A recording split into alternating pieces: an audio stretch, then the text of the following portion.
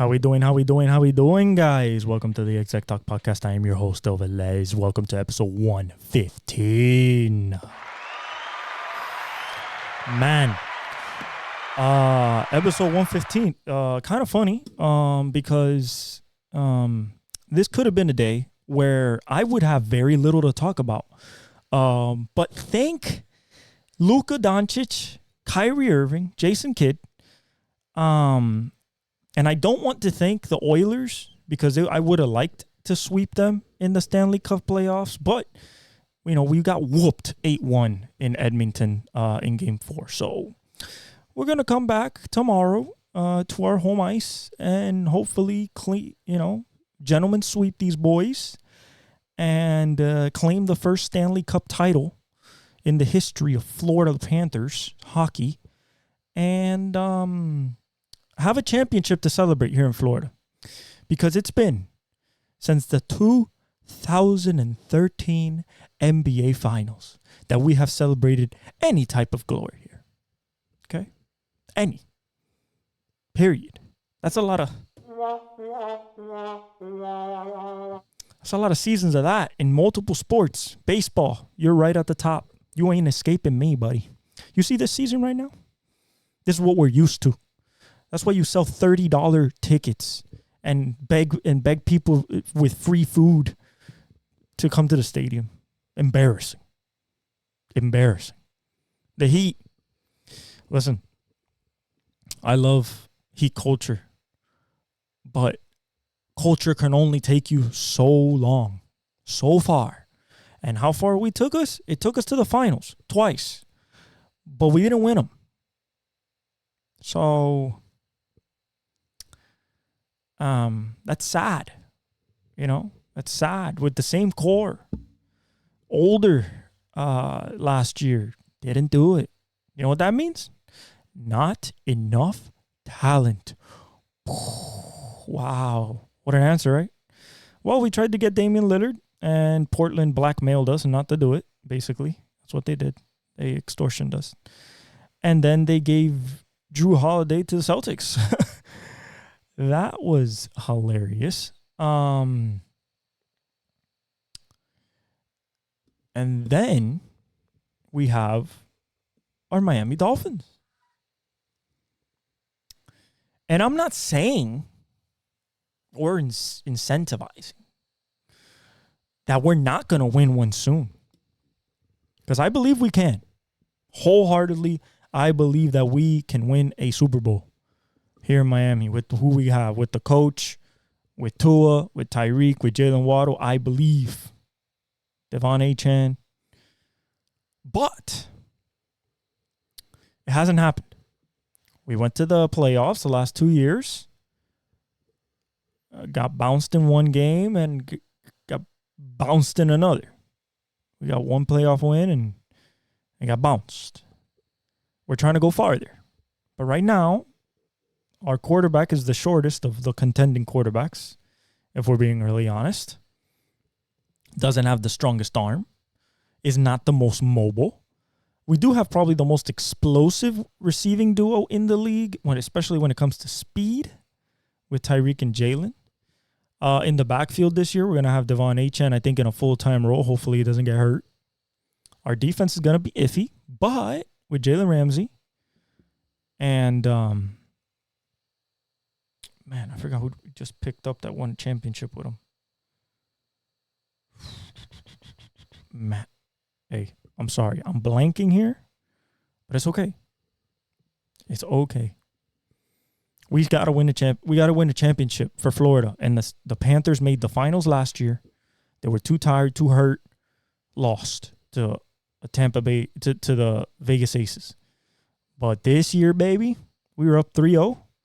About to do the sweep, and we got hit with an avalanche. And that game was not fun to watch as a Panthers fan because it ended 8-1, and I went to sleep when it was 4-1. Okay? It looked bad. We were getting sliced and diced on the ice. Sliced and diced. We looked tired, slow, uninterested. We let Connor McDavid score for the first time this series. That's not good. Get 3 points. And that's not good. He has the most points in playoff history, I believe, or in NHL finals. He was like 2 away and he got 3. So, that was at the beginning of the game, and we just didn't look well. But we're coming back home where we won both of them, and I believe that we close it out tomorrow because I think that at home with the home crowd, with our home ice, we play our way and we will win. We've scored 4 goals in our 3 wins each. So I think that the Panthers can definitely finish it tomorrow. Moving on to the U.S. Open. Man, I'm going to be really honest to you guys.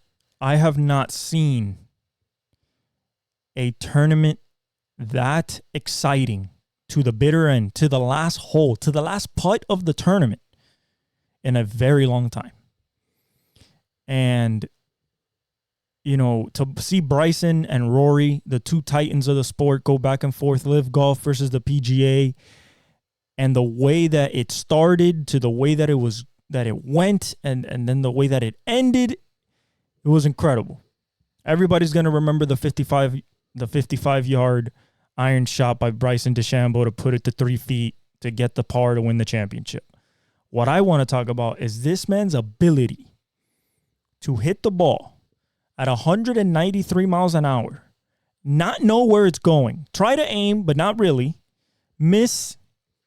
He missed like, I don't know, like 70% of his fairways, which no champion had ever done. And he kept hitting it into the native stuff and kept getting good lies and good breaks, except for that second shot on 18. Hits it off the tee a mile, but goes so left that his second shot, he's bent over, can't sit straight up because he has a tree hitting him, and then there's a root in front of the ball. And his play, after looking at it for about 3 minutes and standing there and not standing there and going off and think about it again, talking to the caddy, was to hit it into the bunker where nobody in the whole tournament had gone up and down from. Up and down means make par. Like get into the bunker, get it to the green, putt it, save par. And this man, with the pressure of the world on him, with the legacy of Payne Stewart that he loves and went to SMU because of him, and this was the 25th anniversary of his 99 win, and then 5 months after he won that, he tragically died in a plane car accident. And it was kind of dedicated to him because it was at Pinehurst number 2, and it was the first time in 99 that was the U.S. Open had been played at Pinehurst number 2. But that shot to just get it to the bunker, and he had a pretty good lie, a hell of a bunker shot. I mean, but he said it in the interview. He said, like, I've practiced, hundreds of those explosion shots out of the sand, and I knew that I had it. I knew where I had to put it. I knew where my aiming point was, my landing point, and it went perfect. The putt was still scary because he had just bogeyed and missed a 4-footer to keep the lead or stay tied a couple holes back. But to sink that and to see the emotion come out of him, like you can tell, like he really wanted this U.S. Open. And I'm proud of him. He got the second one. Only Jack Nicklaus, Tiger Woods, and 2 guys from a bygone era in the 1900s have won 2 or more. And he's going for, he's only 30, so he'll definitely go for 3 and try to go for 4 for the Big Bear. The Open is in about a month. And now we talk about Rory McIlroy. Listen, he's one of the top 3 best in the world, in my opinion. And at major championships, he's always shown up rounds 1 through 3. Always shown up. But you get to the final day, and you just feel it. as a fan, watching the sport and watching, the final round begin, him tee off in the second to last group, and you just feel the pressure on every shot, every iron, every putt. Like, it's just, you can feel Rory's monkey on his back for the 10-year monkey on his back that he hasn't won a major. And to come that close, to be up 2 strokes, 5 holes left, all you have to do is par everything, and you are U.S. Open champion and your 5th major, and the monkey's off your back, and you called off the divorce because you felt good, and, but to lose after chasing him all day and being at 7 under, and then at 6 under, and then back to 7. And all you need to hit is 2 4-foot putts for par. And you miss them both. Clank them, burn the edge. Same thing that Bryson did. Bryson did the same thing at 15. Burned the edge and couldn't capitalize on the par 3 where he hit a wonderful shot. I feel bad for Rory. And if he can win the Open Championship in a month, I'd be happy. I'd be happy to see him win because I saw Bryson win, Scotty won, Xander win at the PGA. So, I would be very happy for Rory to get his 5th major being the Open Championship in his turf in England. He's from Northern Ireland, but he's from, Great Britain, the whole island as a whole. So, he knows that over there. And I really would like for him to win. I think he's going to be favored. People say that he might not recover from this. He did leave the course mighty frustrated. Didn't talk to media. Kind of stormed off. That's what happens when you lose a 2-hole lead, a 2-stroke lead at the U.S. Open in five holes. Like, you can't really, you lose it on a putt. You lost it on a putt. And the contrast between Bryson's elation when he won and Rory's absolute, disappointment and just overall discontent when Bryson made his putt. I mean, he just walked out the room and he looked defeated. And let me tell you, they were one of the few, 2 of the few. By the way, Bryson is one of the first champion in, I believe, 24 years to be over par.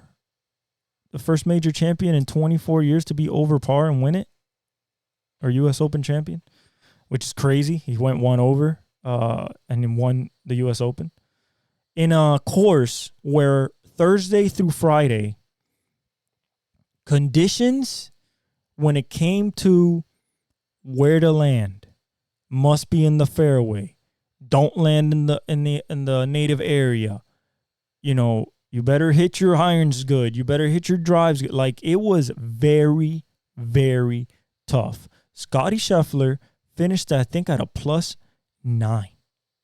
Scotty Scheffler, number 1 player in the world, Masters champ, 2-time Masters champion, and prohibitive favorite on Thursday, just didn't look himself. Didn't look like Scotty Scheffler. Neither did Xander Schauffele. Neither did Wyndham Clark, the defending champion. I mean, that course defeated people. It absolutely mauled, past major champions. It mauled Tiger, mauled Phil Mickelson. I mean, it just, every hole, one mistake, double, bogey, double bogey. You can play ping pong with the greens, bunker to bunker. If you don't land, if you miss your landing spot, your range by a yard, you're 35 yards away from the hole, even if you hit the green. Like, if you go too long, you're out the back of the green. That's a tough shot. Like, every single shot of that tournament was difficult. Every putt was incredibly difficult just to read those greens at a stimp meter of 14, which is fast. And then it was all sunny, so it dried up and it was less receptive and balls rolled even more. Just a hell of a job by Bryson. Hell of a job by Bryson. Excited for the Open. Excited for the Open Championship. And yeah, the U.S. Open, man, it always, best tournament this year by far. Most exciting finish. And, man, just what a tournament the U.S. Open and the USGA put. The 1000th USGA tournament in history, won by Bryson DeChambeau, an American. You know, it was kind of like the America versus the world, kind of, because Rory's from, you know, Northern Ireland. So he's from an international. Yeah, I mean, it was incredible tournament. Incredible tournament. All right. Let's get to the nitty-gritty. Oh, one last thing. The racing, because I'm about to go into basketball heavy. 24 Hours of Le Mans. Incredible race. Rainy. Really rainy. So much so that they had to put out a safety car for an hour and 45 minutes in the middle of the night. And ran 145 an hour and 45 minutes. Even, I mean, the pace cars, the safety cars ran out of gas. They had to go get refueled and kept going. I mean, but an exciting race. At least like 9 hypercars in the lead lap, if not more. Everybody had their turn at the front, but the Ferraris were on a different level, man. From the get-go, got the lead, and it was between them, Porsche, Toyota, some Cadillac, but it was those Ferraris, the 50, the 51, the 83 led a bunch.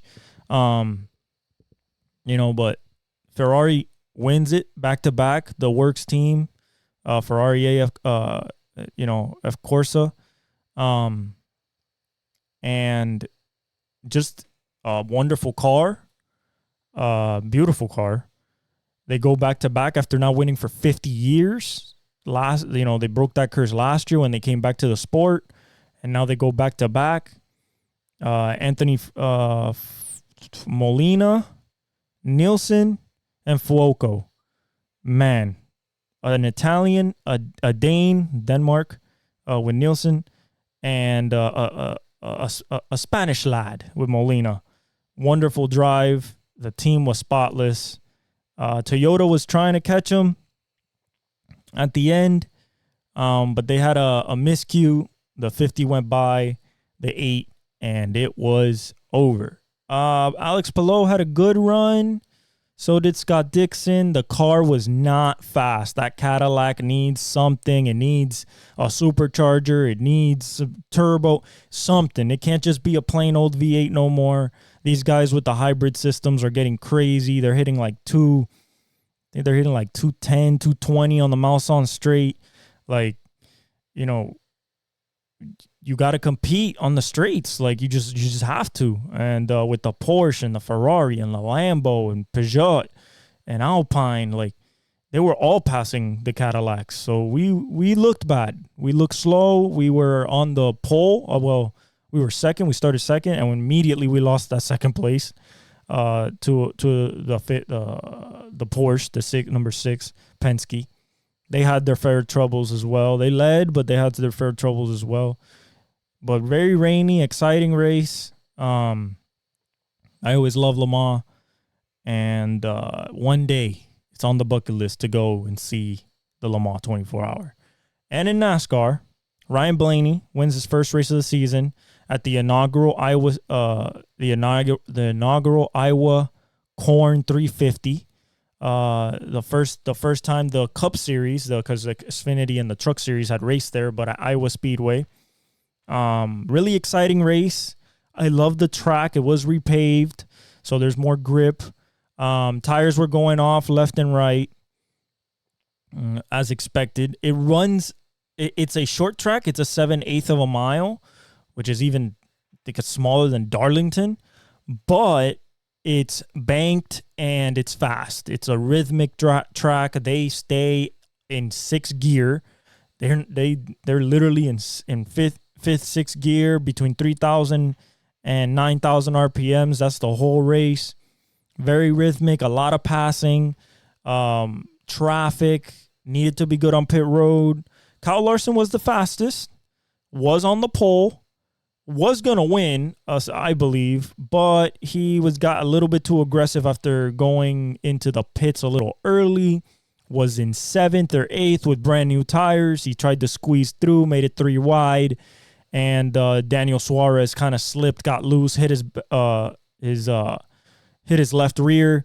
He kind of jostled it, tried to save it, and then, he hit Denny Hamlin, and he hit him into the wall, and he could never recover. And then basically Blaney took over after that. Just couldn't catch him.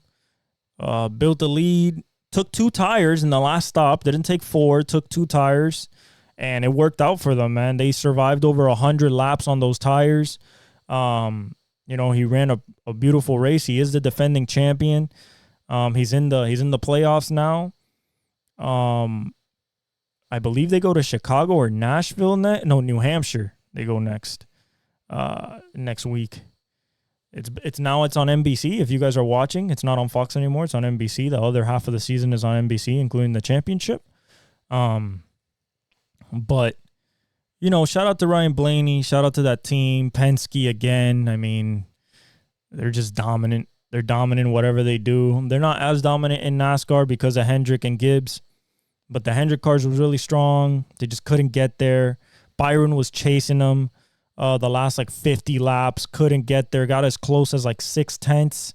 But through traffic and everything, Blaney just had more speed. And shout out to Ryan Blaney for winning the inaugural Iowa Corn 350. Yeah, it literally was a cornfield. Then it got built 15 years ago. And this is the first time the big boys get to race there. And it was a really exciting race. And can't wait for them to go back there next year and future years to come. All right, time to get to the NBA. All right. Listen, I'm going to say this once. I know that I had Mavericks in 6. I understand that the way the series is going, that's not possible no more. And I take that. I thought that Luka and Kyrie from game 1 were going to assert themselves, and they didn't assert themselves till game 3 and lost at home. And man, that was tough. It was tough to watch that game 3 because Kyrie scores 35. You feel like, okay, no KP, but then you get 31 and 30 from the Jays. Jason with 31, Jalen with 30. Luka, they go up 3-0. Luka fouls out. 5 minutes left. 4.5. Luka fouls out on a ticky-tack foul. Well, not a ticky-tack. It was a foul, but it seemed like the refs were against the Mavericks in their own house in Game 3. I didn't like it. And Twitter didn't like it either because immediately after the game, I saw people saying the winning combination. It was Jason Tatum, Jaylen Brown, and, one of the refs. But, Kyrie goes off for 35. He needed 40. It was a close game until the third quarter. Celtics made a run, started raining down threes. They weren't hitting threes in the first half, and then they just rained down threes. And then early in the fourth quarter, they would go up 21. The Mavs cut it to 2, but then just couldn't close it out. No Luka on the floor. People, you basically overload on Kyrie. Don't let anybody else get an open shot. And, Jaylen Brown made a 3, obviously, not Jason Tatum. And they escape. And we can go into the stats in that game. It was devastating to watch that happen. Especially when Luka fouls out. It was a tough pill to swallow as a fan, wanting to see the best of the best, and being robbed of 4.5 minutes, the game within 5. You take out the best player in the series, on the court, as a fan, even as a basketball fan, that you want to see the best product on the floor, a non-Luka Mavericks versus a fully stacked Boston with no KP. Yeah, that's disadvantageous for the fan, let's just say. Okay, so they won 106-99. The Celtics did. Like I said, you get 31 from Tatum. He goes 11 for 26. Well, not that efficient. He shoots 13 threes, makes 4 of them. Al Horford, 3 for 6, 2 for 5 from 3. Drew Holiday went 4 for 9, 1 for 3 from 3, 1 for 3 from 3, 9 points. Played really good defense though. Derek White went 4 for 10, 4 for 9 from 3, 16 points, and Jaylen Brown went 12 for 22. Efficient, over 50%. 2 for 9 from 3. 8 rebounds, 8 assists, 30 points. Pretty good. The bench didn't give him much. Hauser sunk 3 threes. He went 3 for 4. Tillman gave him 3 points, and Pritchard gave him nothing. They shot 37% from 3, 46% from the field. So, something that if you're the Mavericks, you should take advantage of. Got 36 rebounds to the Mavericks 43. That's weird that the Mavericks lost that game when winning the rebounding battle. The Mavericks had 15 assists. This is where the game really shows up. The Boston Celtics had 26 assists. So, PJ Washington scored 13. He went 3 for 9, 3 for 6 from 3. Derrick Jones Jr. went 1 for 2, 2 points. Gafford went 6 points. He went 3 for 3. Kyrie Irving went 13 for 28 in 45 minutes, 4 of 6 from 3, 35. And then Doncic in 38 minutes would have been in the 40s if he didn't foul out. 11 for 27, 1 for 7 from 3, 27 points, 6 and 6. Kleber didn't give him nothing. Hardaway didn't give him nothing. Derek Lively scored 11, 5 for 6, 13 rebounds, so he was active. Josh Green gave him nothing. Dante Exum gave him 2. Josh Green gave him 3. Hardy gave him nothing. So down 3-0, right? Now every single talk host, every single, guy that has a podcast, aka me, your B Souls and stuff like that, especially B Souls, he's a Celtics fan. They said it was going to be a sweep. And I'm not going to lie.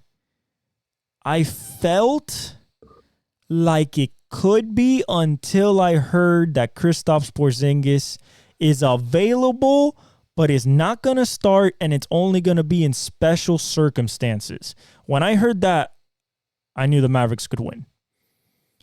And in classic Luka Kyrie fashion, the Mavericks won with defense, which nobody, was expecting, especially against the Celtics team. But what it means is they can transfer this to game 5 tonight.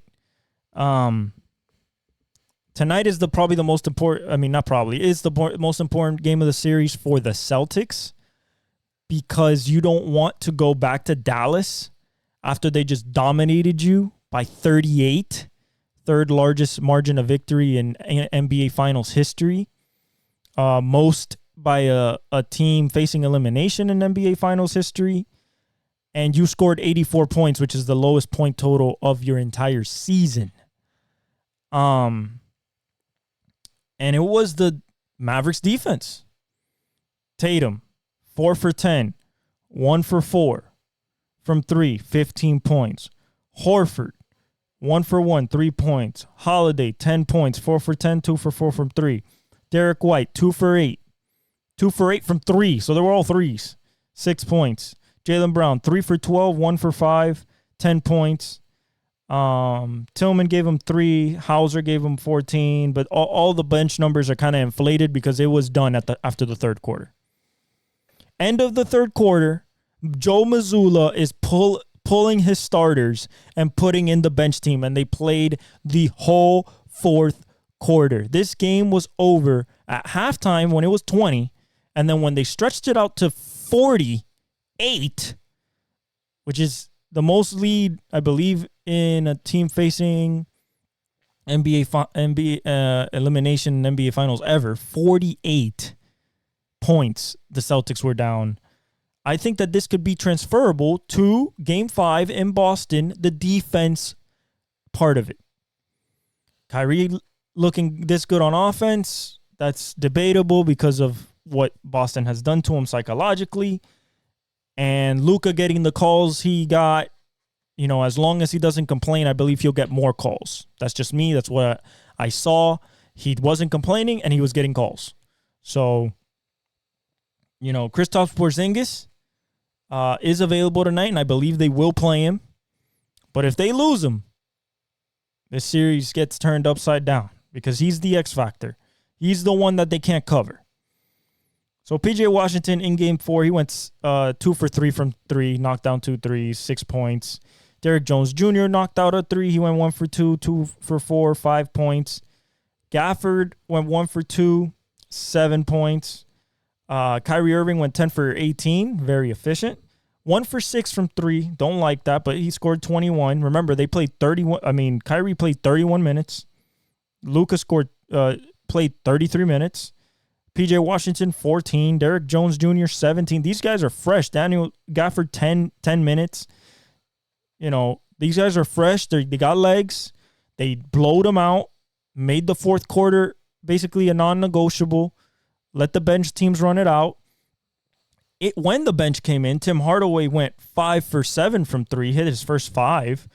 So that if that carries over into Boston, that could be something. Kleber hit a 3. Who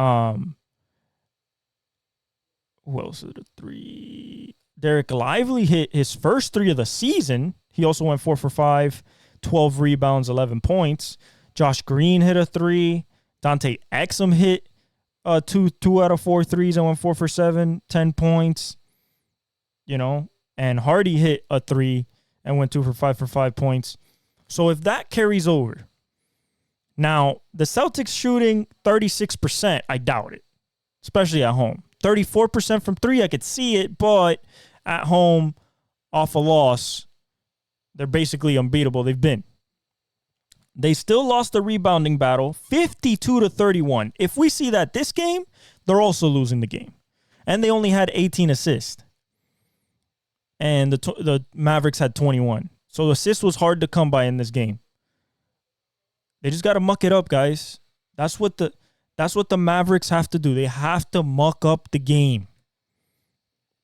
Luka and Kyrie have to be enough pestilence at the point of attack defensively for Jaylen Brown or Jason Tatum to just get off the ball and start the passing frenzy without a plan. That's when Boston gets in trouble. When the ball's popping, but nobody has a plan. Drive, fake drive, turn around, step back jumper, trying to drive into people like that hectic. That's what Dallas has to do. In game 4, Luka dictated the pace to a T. They ran his game at his speed. He got into transition more, which got him lobs, the first of the series. And, once Luka and Kyrie had it going, it is human nature to be like, holy shit, that guy's hot. I need to double off him. And once you double, he kicked out to P.J. Washington. He got the ball inside Derek Lively. He kicked out to Kleber. He kicked out to Kyrie, or Kyrie kicked out to him.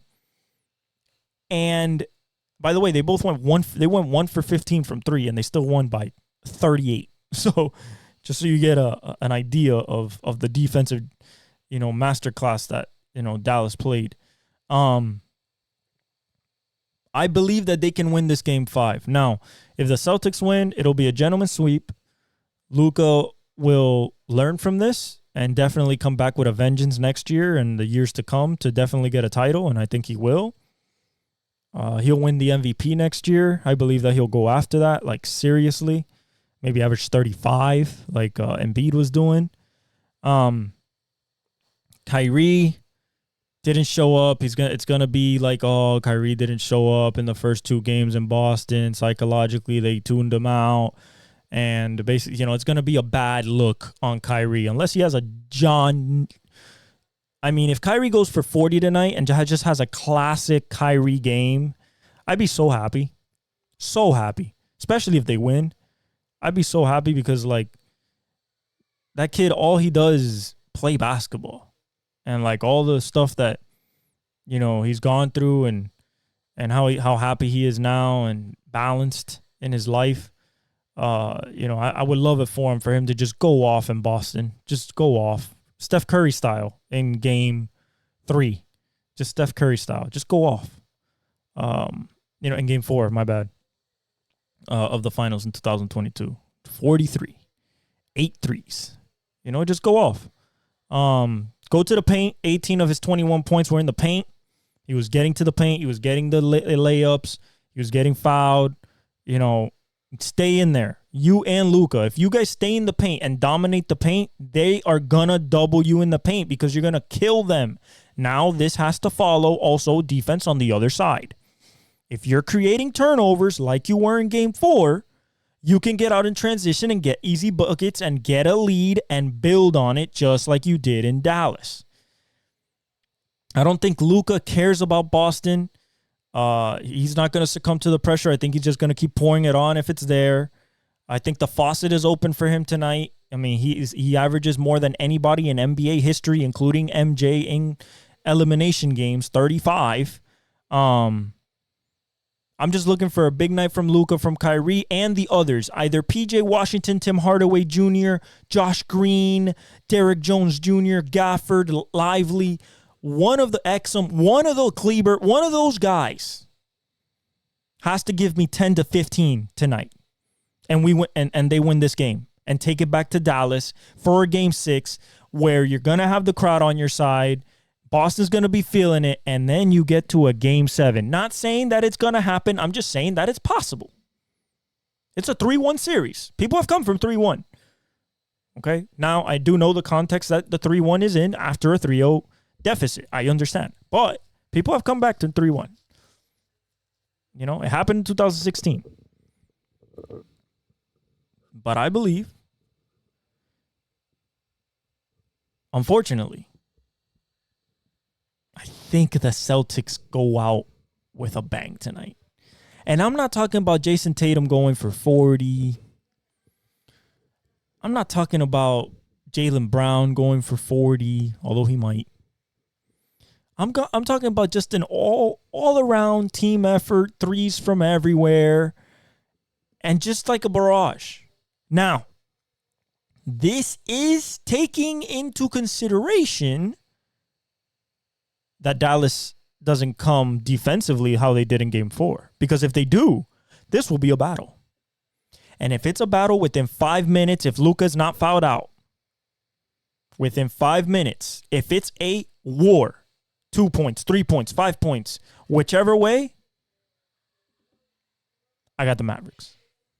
It's just Luka. Luka's been there before, man. Luka's at 17 years old. This guy was winning Euro Cup championships.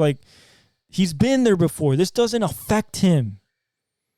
And I feel like in those moments, the ones that get tight have always been the Celtics. When it's a tight game, like a tight game. Tight game. I'm not talking about a favored game where you're up 8 or they came back from down 21 and you had been comfortable. No. I'm talking about a tight game through and through, less than 10 points, all game long, a war. I got Kyrie and Luka in that, and Jason Kidd in that scenario. If Porzingis does not play tonight, I believe he will. But if he does not, or if he's not impactful, the Mavericks will win this game. Porzingis is the only guy that can switch, that can basically overweigh the balance. The balance is simple. If the Mavericks play defense like they did in game 3, in game 4, in game 4, Boston will not shoot a good percentage from 3. If you're contesting every shot, if you're hustling on defense, make it second, third efforts to contest, to go for rebounds, and get in transition, they will crumble. It's in their DNA.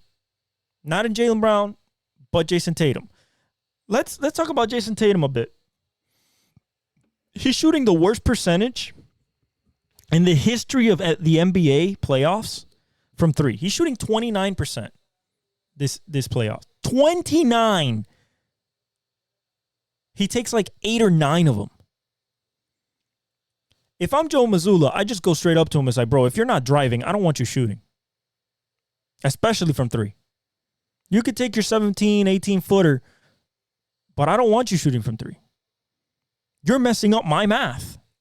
Every time you take one, I have to consider that you most likely will miss it. Unlike Jaylen Brown, unlike Jrue Holiday, unlike Derek White, unlike Al Horford, unlike Pritchard, unlike Hauser, I have to take into consideration that my best player can't shoot a three for his life, especially in the big moments. This is 10 games of the NBA Finals we've seen Jason Tatum. 10 games, and he's played like shit. Some people just don't got it. I told you at the beginning of this series, the dog is with the Mavs. There is another dog in Boston, but he's not respected as a dog on the team. He's a leader. He's the alpha in reality, but he's not. And even if he gets the Finals MVP, let's say Jaylen Brown goes for 35 and 10 tonight, dominates in the fourth quarter, and he gets the Finals MVP. Will people finally come around to the fact that Jaylen Brown, because of his mentality towards the game, might be a better player than Jason Tatum?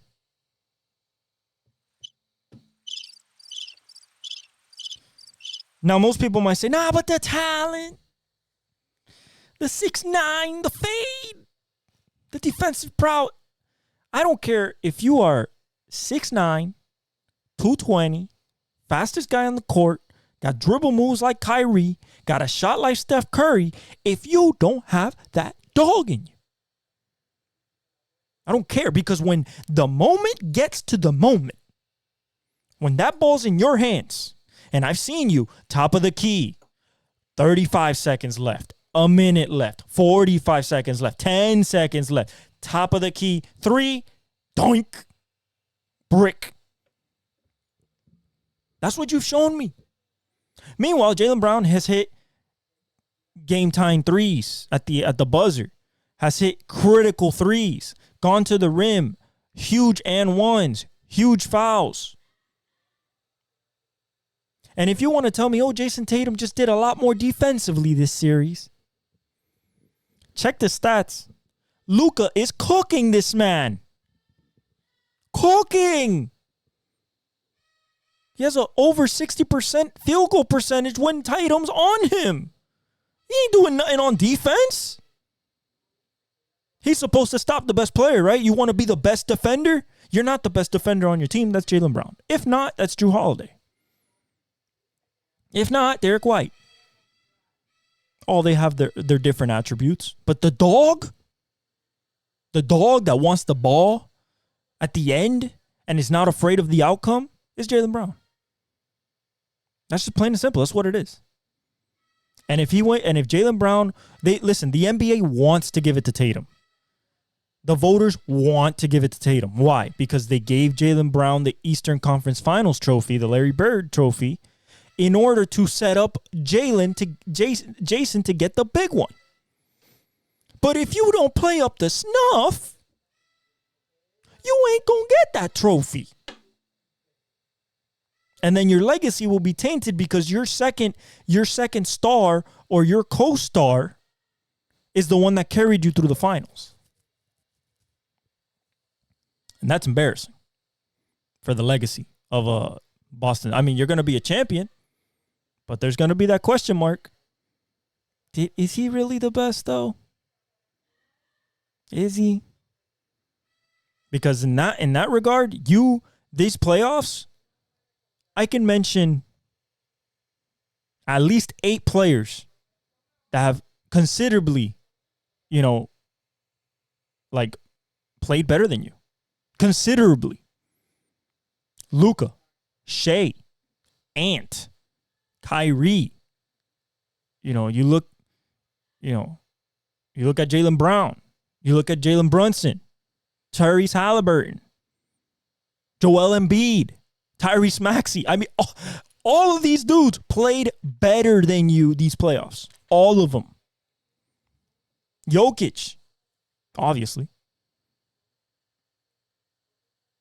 And, I mean, even LeBron, bro. Even LeBron. At 39 years old, he played better than you. He's averaged 25 and shot like 40% from three. So, if he does win the Finals MVP, it will be a discussion tomorrow. You know, who deserves the most credit? And if you ask me, throughout the whole playoffs, it should be Jaylen Brown. But this is a team, and that's what we're going to go back to, because that's what we said at the beginning of this series. This is a team. There's not a super duper uber star. There's not a Luka. There's not an Ant. There's not a Giannis, an Embiid, a LeBron, a KD. There's not a Steph. There's not one of those on that team. It's just a really well-built machine by the brain trust of Brad Stevens and a good selection of coach. I have to give Mazzulla some credit. I don't like him and his demeanor, but he's a very smart basketball mind. He's highly analytical. So if he does if they lose this series, it just proves that analytics, you know, it's about the Jimmies and Joes, not the zeros and X's, not the X's and O's. But, you know, overall, this is it. Jason Tatum. This game right here, this is a game that will either stamp your legacy or forever stain your legacy. And not gonna lie, from the way you've been shooting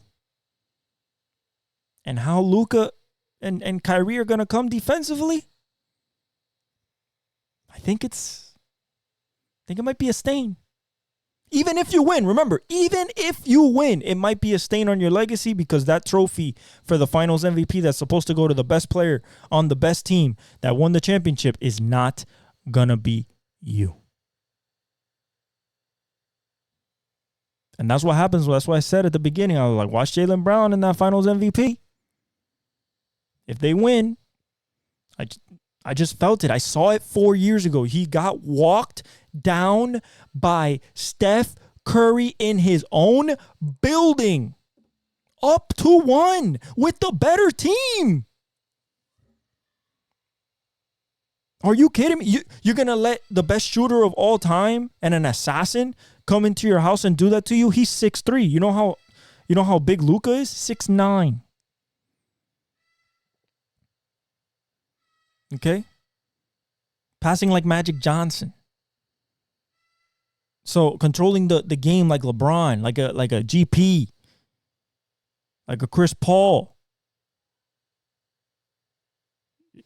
You really think you really think that you're gonna go up against this monster and show up with your subpar game and you're gonna get rewarded for it? You averaged 30 last year.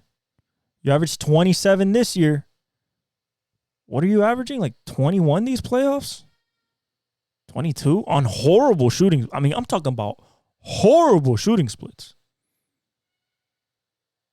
So, if Jason Tatum doesn't have a good game, they can still win.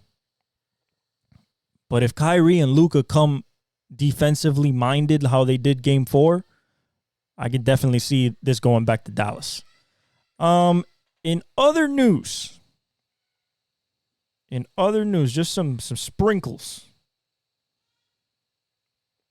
Klay Thompson unfollows and deletes everything from Warriors from his Instagram. Big thing or no big thing? Well, if I'm being honest, I think Joe Lacob, the owner for the Warriors, is tired of paying for the luxury tax, especially on older players.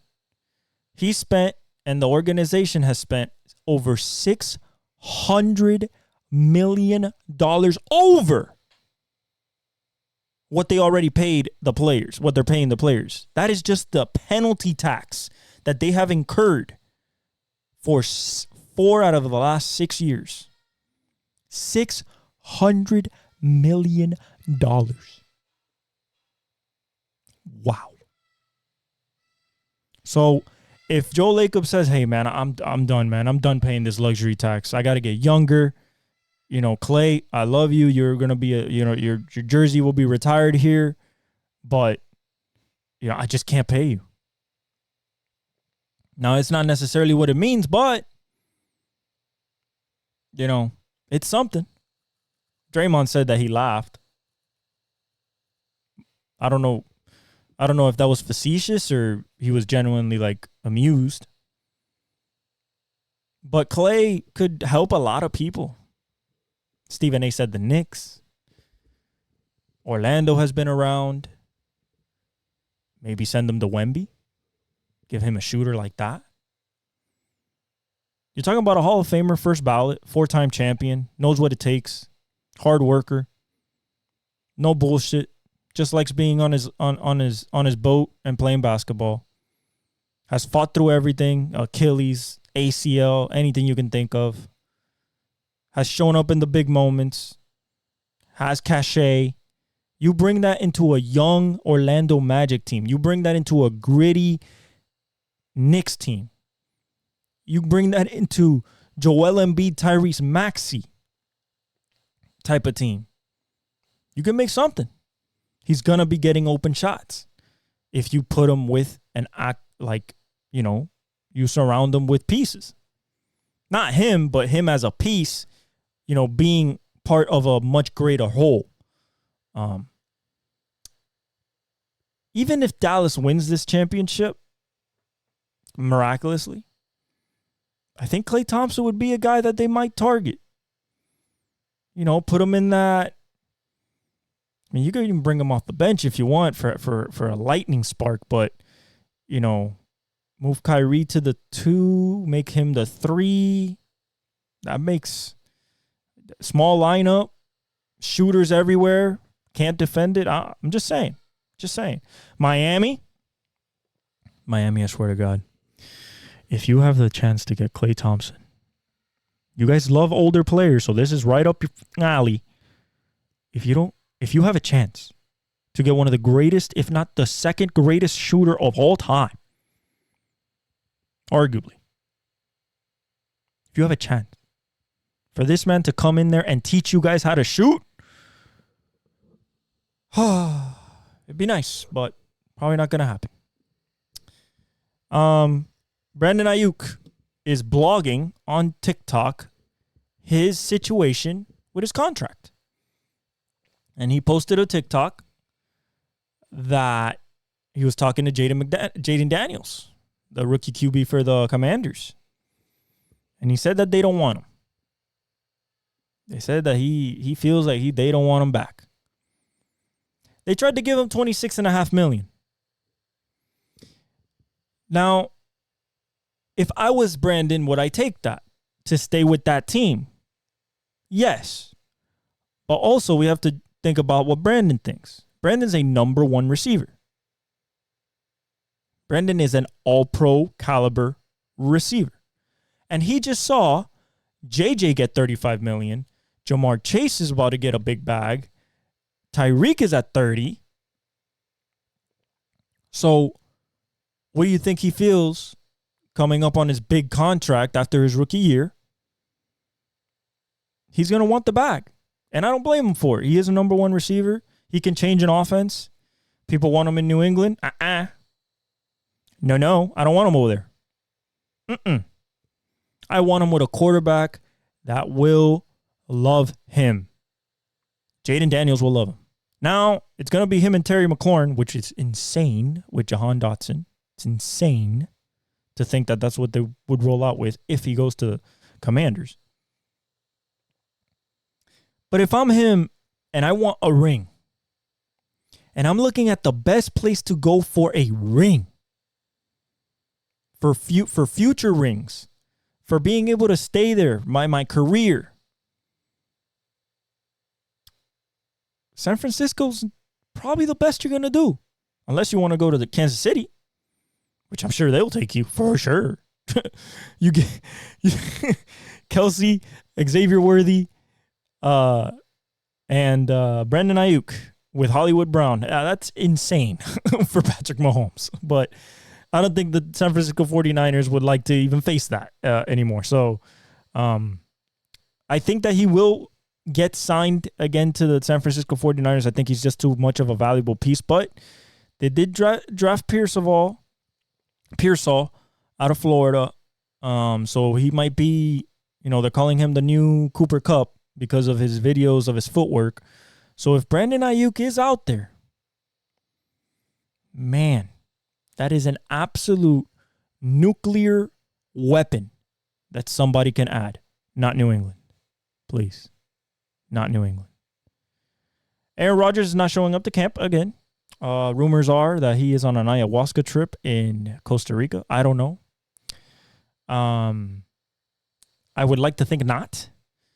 I think that he is training and doing everything, but he was there for all the voluntary OTAs with the rookies and everything. I think, it takes some time. He's going to take the fines, but, he's going to take his time. Although I think he should be there. T. Higgins signed his tender a day ago. He was at practice today, I believe. They signed him for a 1-year contract, so he's betting on himself to hit the market next year and probably try to get somewhere around 33 to 35 million, depending on how good he is this year. I think he's going to be a monster. They have a possibility to win the Super Bowl with Joe Burrow and Jamar Chase healthy. But, at the same time, I don't think that he's going to be a Bengal for very much longer. This year and then next year, I think you look at, again, the Commanders. You look at Arizona Cardinals to add him to Marvin Harrison Jr. There is a lot. That's another team for Brandon Ayuk that can sneak up and try to go get him right there. Marvin Harrison Jr., Brandon Ayuk. I like that combination. If that happens, you heard it here first. That would be very nice for Kyler. Jacksonville would be nice. Him and Brian Thomas with Christian Kirk. That would be a very nice spot. But overall, I think that he's going to stay with San Francisco. It gives him the best chance at a ring. He could build a legacy there. He's already built a legacy there in playoffs and stuff like that. So I think that he goes back to the 49ers. But they have to give him a bag. They're going to have to settle. They have to give him 29, 28. Maybe he's asking for 30 flat. He's seeing what his friends are getting paid, and, he wants part of that action. Next, Mookie Betts out for a month at least with a fractured hand. Actually, no timetable for his return. Never mind. No surgery needed, but unfortunately, he caught a 97-mile-per-hour fastball on the wrist last night, and he fractured his hand. So no surgery, but he's going to be down for a while. I don't think it'll hurt the Dodgers that much. It is one of the best leadoff hitters in the history of the league. Former MVP. I mean, everything that goes with Mookie Betts, all the hits, home runs, even though his power numbers are not what there were last year, this time this year. But he's going to be a huge loss. I don't know who they're going to move up. I don't know who they're going to put in the number one. Maybe Shohei leads off. Maybe Freddie leads off. Gavin Lux, Andy Pages. I don't know what they're going to do. We'll see starting today. Garrett Cole will start his first start of the season on Wednesday. Aaron Boone has said, and he is coming off the IL. I think that he's going to pitch good. He has to knock out the rust. But it's Garrett Cole. AL Cy Young winner last year, one of the most dominant pitchers the last 5 years. I think we're going to get Garrett Cole. And if they get Garrett Cole, that rotation looks mighty good right now. If you got Cole, Rodon, Stroman, Hill, and then Schmidt, I think you're cooking. cooking with grease there. I mean, especially with Aaron Judge, 26 bombs, leading the league.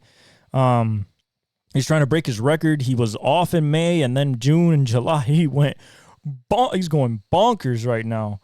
Giancarlo's hitting well with power. Volpe's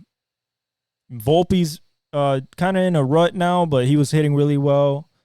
But overall, that team they're the best. They're the best team in the league right now, record wise. Okay, so what do we have today? Reds Pirates.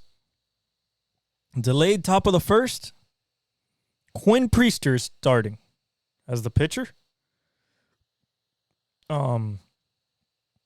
Actually, no, the pitcher it's delayed, so they're not going to tell us. It should be Skeens because Jared Jones went yesterday, and Skeens has been pitching his ass off. He had another 10 strikeout game.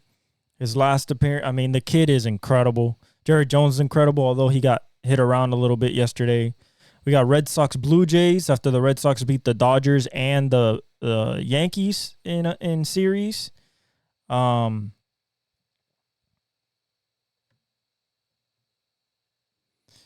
They're in the top of the first.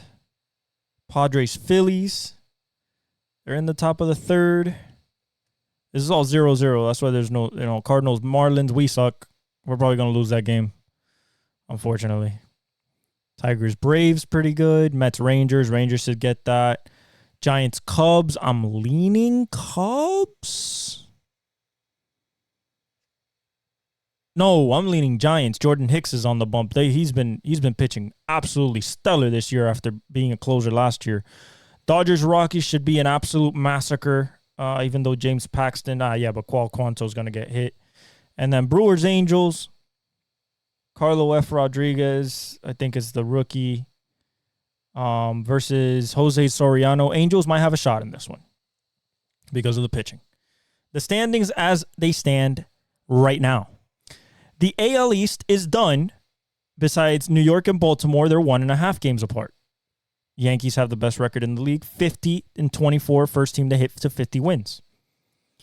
Boston is 12 games back, caught a little bit up because they beat the Yankees in the series 2-1. Toronto's 13.5 games back, so they can fight with Boston there.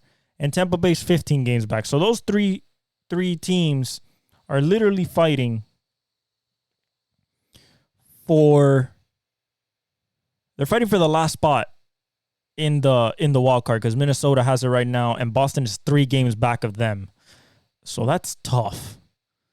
That's tough right now. Being 12 back in the division and 3 back in the wild card, gotta pick it up right there. They lead. I think they're leading the league with the A's in errors. So very, very uncharacteristic of the Boston, Red Sox. But their pitching's really good. Tanner Houck is definitely a Cy Young contender. Cutter Crawford's really good. Bayo really good. So they've been pitching well. Baltimore's been pitching great. Corbin Burns is exactly what he advertised. The trade was absolutely spot on. Gunnar Henderson is a monster and is on an MVP case right now with 22 bombs. Adley Rutschman's playing his ass off. Anthony Santander's hitting the shit out of the ball. So is Colton Cowser, Westberg. Just need Gaston Holiday to go up. That's Mateo's hitting, Mullins, like everybody. Just need Jackson Holiday to move up and hopefully, start his career in earnest.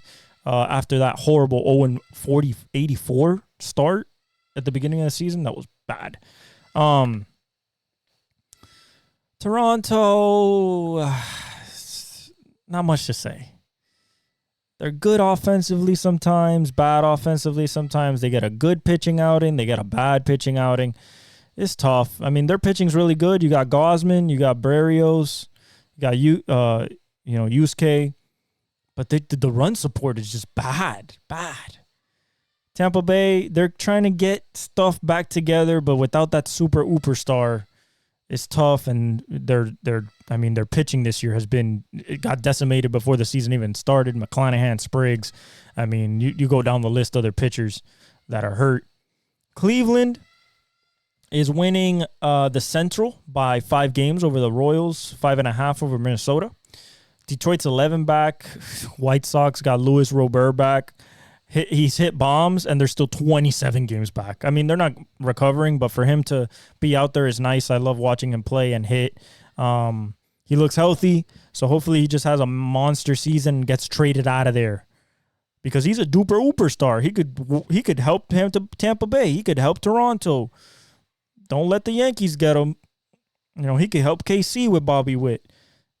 Detroit with their people. Possibly Atlanta, Washington with C.J. Abrams, Milwaukee to add to William Contreras, the Pirates with O'Neal Cruz. Like, he can go places and do some big things and be some part of a special team. But he's in the White Sox and he's dying. In the West, Seattle's 8.5 games up on Texas. 8.5. It's over. Unless the Seattle has a catastrophic fall off, like George Kirby goes bad or gets hurt, Gilbert, Miller, Wu, I think is gonna start in the next 2 days, I believe. You got Castillo. I mean, that pitching staff is nasty. Julio's hitting again. Kyle Raleigh. You have, Josh Rojas. Everybody's kind of hitting. So the Seattle Mariners are going really good right now. Texas is all right. They just need more run support. And their pitchers, man, you need Scherzer, you need DeGrom for those you need those game winners that you just put them there and you know that you're going to get a solid 7-8 innings of 1 to 2 run ball and you can play offense. Houston's figuring it out. They're 9 games back. Figuring it out. Jordan's playing well. Jose Altuve hit a bomb yesterday. Breggie's been hitting better. Just got to figure out on the bump, man. Ronel Blanco's pitching great. Verlander skipped the start. Aaron Getty's on up and down. Hunter Brown's been pitching better over the last 3 games. Need to see Fromber, Vasquez. We don't know if we're gonna see him. So they're fighting. The Angels are 13.5 games back. A's are 17 games back. A's have really good young players, but just have to. They have to put it together. Soderstrom, Geloff, Langoliers is really good. Rooker's really good. You have that kid, Lawler's really good. So, but they're kind of hurt. Esteury Ruiz not playing. Their pitching staff is god-awful, unfortunately, besides Mason Miller, of course. And then in the National League, Phillies are up 8 games on Atlanta, so that's kind of over as well. Washington, 12 games back. Mets are 13.5. Marlins suck, 24 games back. The Phillies are hitting on all cylinders. Pitching's really well, even though Zach Wheeler got kind of hit, really bad in his last outing by the Orioles. That was yesterday or the day before. They put 8 on him, I think, most in his career. But Harper's hitting. Schwarber's hitting. Castellanos is hitting. Bohm is still hitting lights out. Edmundo Sosa is hitting.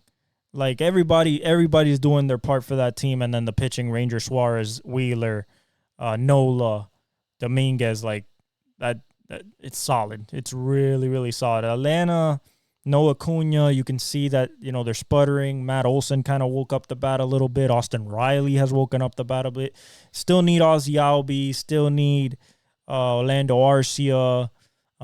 Still need Sean Murphy to wake up bat-wise. Their pitching is on and off. If Chris Sale or Max Fried is on, they're really good.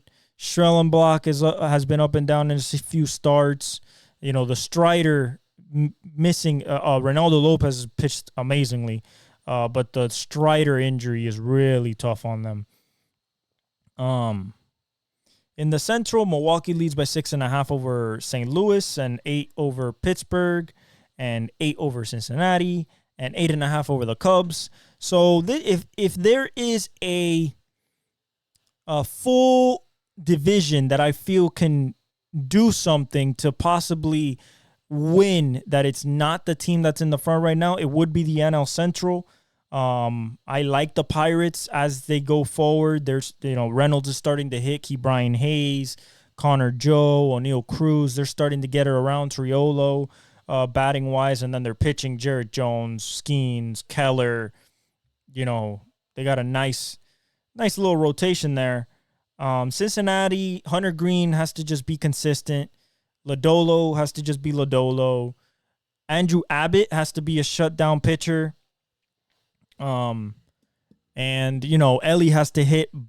He's starting to hit better, but he can't strike out. He has to keep hitting doubles. He has to keep running on the bases.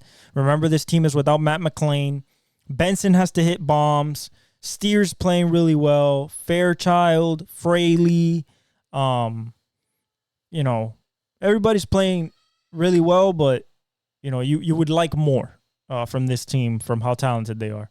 And then the Cubs, Morel's hitting well, and Dansby and Bellinger, Happ, but 8.5 games back, with a good pitching staff, with Shota doing what he does. I mean, absolutely dominating the NL Cy Young race, I think, in my opinion, with the AL for me is definitely Tarek Skubal. That guy's a beast for the Detroit Tigers. But in the NL, I think Shota has been the best pitcher so far this year. But, 8.5 games back, they just got to claw back. They have Assad, Shota, Justin Steele is back. So, I Wicks, hopefully he's not totally completely hurt. But they have some good pieces there. And then the Dodgers are eight games up on the Padres. 8.5 on Arizona. That's starting to turn it around, but the pitching with Gallen and Keller being down, it's tough with Fott being your number one. That could be a team that I could definitely see maybe going after Garrett. Garrett from the White Sox, Garrett Crochet. I could definitely see the Arizona Cardinals being buyers at the deadline to try to get that elite arm to pair up with the other two because they're down right now and they need it if they're going to make a playoff push in the wild card. San Francisco has a good rotation as well. Jordan Hicks, you have Logan Webb, Harrison. You just got to put it together. Offensively, Ramos is basically playing is basically an all-star. Soler hasn't been what they wanted. Tyro Estrada's hitting well. Slater's hitting well. They just need more offense. And then Colorado's 18 games back. Ezekiel Tovar is going to be a superstar. McMahon is a great hitter. I like Feltner, Ryan Feltner, the pitcher. I like him. But, man, tough being there. Love Chuck Nasty, but 18 games back, you're not going nowhere. And that is your MLB standings. If it ends tonight, we will start talking more about the NFL. If it doesn't end tonight, which I hope it does not, Wednesday we will break down. Thursday for you guys, we will break down Game 5 and look forward to Game 6 in Dallas, if it's that. Also, tomorrow, if the Panthers win, we will be celebrating. If not, we'll be talking about Game 6. I love you guys. Thank you for all the support. Like, subscribe, hit the notification bell, comment, follow me on all my socials. Links are in the description. I love you guys, and I leave you with the outro.